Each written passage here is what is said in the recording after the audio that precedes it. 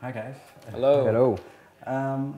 Yeah, I was wondering. Well, you have a new album out, but I wanted to start with looking back to the Tales Don't Tell Themselves from last year. Okay. How do you look back on that album? You know, it was an experiment, I guess, for us, an attempt to do something different, push the boundaries of what we were doing. You know, maybe incorporate different kind of musical styles, songwriting kind of styles together, something that was new and unique for us to try. And, you know, it was our first opportunity working with Gil Norton. You know, I love the record. I think I love the songs.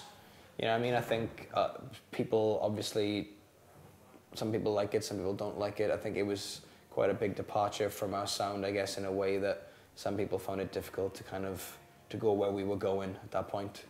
And, but I think it was a necessary thing for us to do creatively to be able to kind of get to where we kind of going now. You know, I love the record. I think it's great. Maybe in 20 years' time it'll be like one of those classic records. I don't know. Yeah, understood by by everyone. No, I think it's one of those. I think it's one of those albums for us that it's something we're very proud of. But I feel that again, a lot of people saw it as a somewhat of a statement we were making, and it wasn't. It's an experiment. I think it's the whole point of music is when you're writing is to experiment, is to try different things. So. Okay. Yeah, because I read also a story somewhere that your record company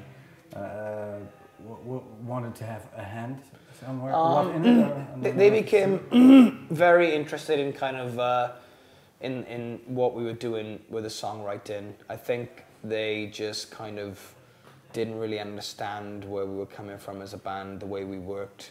It came to a point that when it came to that record, a lot of the people that were big supporters of the band when we first joined the label had either been fired or left. So the people they had in to replace them didn't kind of get where we were coming from, and they were suggesting things that we weren't really happy with, and you know, lyrics and stuff like that. And even, you know, they even said that they felt that the lyrics in some songs were, on some parts of songs, were too intelligent, which is a little bit weird. Intelligent. Yeah, which is a little bit strange to hear those words coming out of somebody's mouth, really, who's in charge of giving music over to a wider public. So very bizarre. They had in their mind they had I think they had a plan, and they probably saw where they kind of had an idea of the audience, but we totally were kind of scared off by that, really. That their attitude to the way they wanted to kind of work with the band at that point was kind of against, I think, the way we were comfortable working, and we kind of had our kind of fears that, you know, maybe we won't be with these guys for very long. Yeah, for me, I think that we got to a point with Atlantic where you know, they'd been very supportive of us over the first two records we had done, and especially in the UK.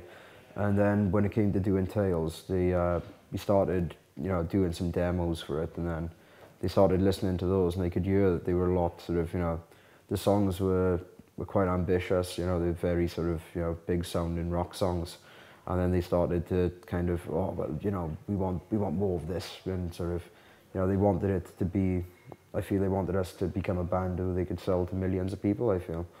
And in a sense tried to, as opposed to letting us do things the way we wanted to do them, having like sort of, you know, throwing in their opinions when they weren't needed or wanted.